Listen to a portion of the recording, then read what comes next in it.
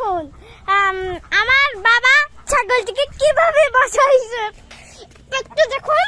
চাপতে খুব মজা। আমার মা তো আমাকে দাবড়াইতে আছে যে দেখুন কাল কেন। এই দেখুন এর কাজ দেখুন। আমি তো ওদেরকে আদর করবো। আমি এখানে একটু বসলাম। আমি একটু বসলাম। আমি একটু বসে